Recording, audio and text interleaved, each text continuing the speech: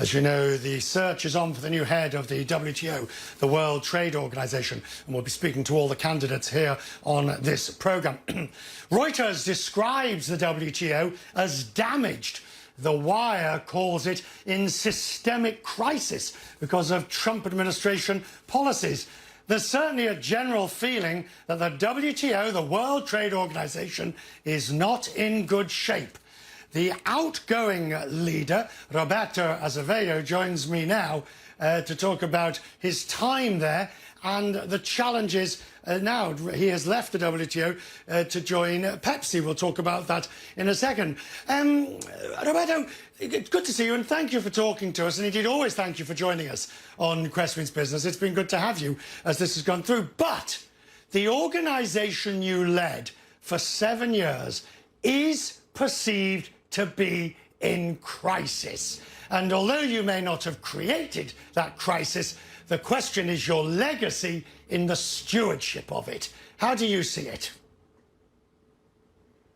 Well, Richard, I have been doing this for 23 years, and I don't recall a moment when the WTO was not in crisis, I have to tell you. Even when I took office, the organization was 18 years old. It had never delivered one single agreement. And we had a Doha round that was going nowhere. The organization had no sense of direction at that point in time. At nobody's fault, I have to say. It was nobody's fault. It's just the politics and how difficult it is to manage things in an organization that decides by consensus. That means unanimous decision of 164 countries. Nonetheless, we managed to do quite a bit. Early on in my mandate, we concluded several agreements, the trade facilitation agreement, which was the first agreement that the WTO had ever delivered. Then the information technology agreement, the elimination of agricultural export subsidies. There were a number of things that we did, and afterwards facing the perfect storm. And that's the point that I think you're driving at. And what we could do facing this perfect storm was to create new ways of negotiation. If I jump in here, sir, because the issue also, of course, you faced was President Trump and his outward hostility to the WTO, believing it to be unfair to the US, too favourable to China, and so forth. Now, I expect you're not going to agree with that, but the question is, how difficult did it make your job that the US president was so hostile to the WTO? Well, the degree of changes that was required by the U.S. administration was out of reach, certainly in the early moments. I have no doubts in my mind that the WTO needs to reform. The world has changed. The major players have changed. Their powers, the shift in power at the economic level has changed considerably. But you cannot deliver those changes overnight. This is a process that is going to take several years to reform the organization, to change things. The rules need updating. I have been saying this for a long time, but until countries are truly engaged and deciding to change, I think it's not going to happen. And I fear that the WTO and the reform of the WTO for a while was not the priority of some administrations that were critical to make it happen. Are you bitter? Are you bitter in a way at the way in which you were I mean, if we listen, let's just listen to what you said to me very early on. In your, one of the unfairnesses of television is that we can play your own words back to you. Let's do that so we hear some of the things you said in those early interviews about your hopes for your time at the WTO.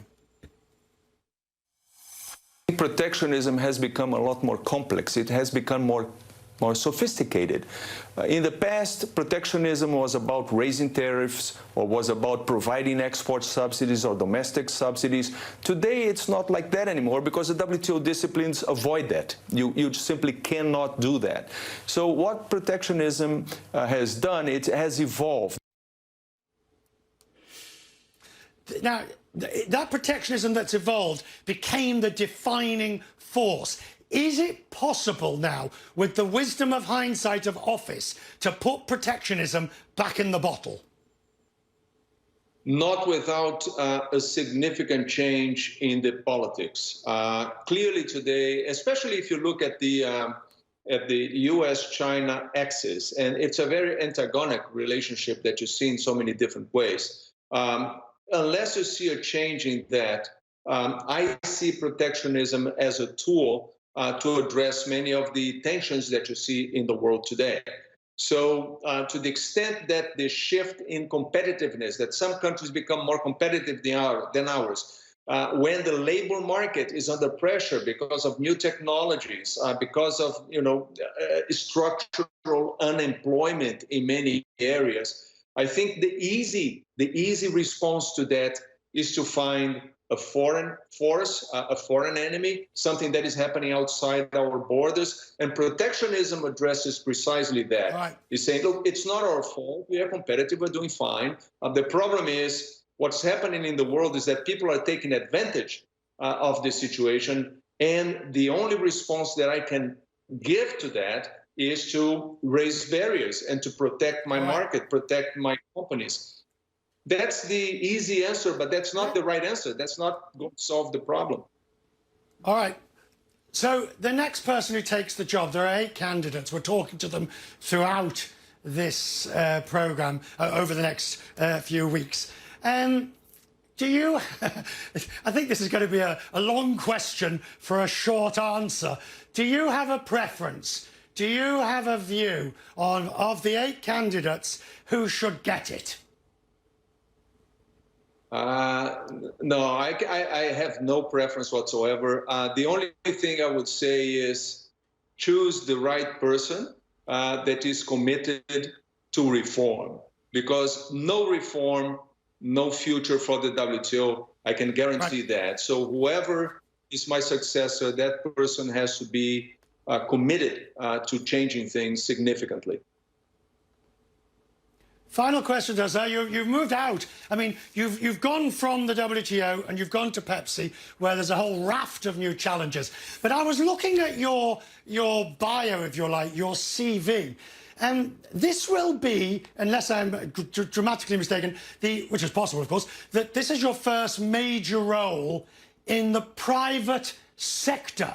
Now, admittedly, it's in a sort of policy area, but it's in a for-profit company where previously you've either been a diplomat or at the WTO, an international negotiator. Are you ready for that change? Will it be a big change for you?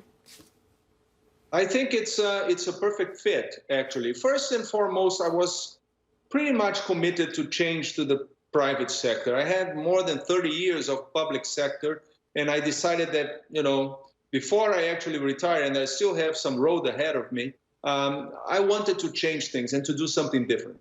PepsiCo offered me an opportunity, the challenge of the position. It's a very high-level position, so I can contribute in a very positive manner. I can be part of the vision, and I know the CEO, Ramon Laguarta, he's a person with that excels both professionally and in ethics. The company is dedicated to things which is more than just a business, more than just the growth of the company. It's also about helping the environment.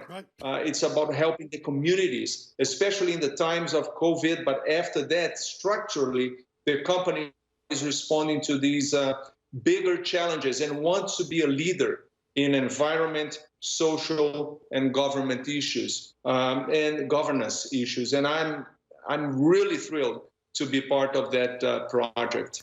All right. Sir, it has always been a treat and a pleasure talking to you. I hope that you remain a good friend of this programme, Quest Meets Business, and in your new role, we will still talk to you about those increasingly important issues, but this time you'll be obviously coming at it from a different way. And we might even seek your opinion on whoever does get the WTO job. Good to see you, Roberto. Thank you. I appreciate it. Always stimulating.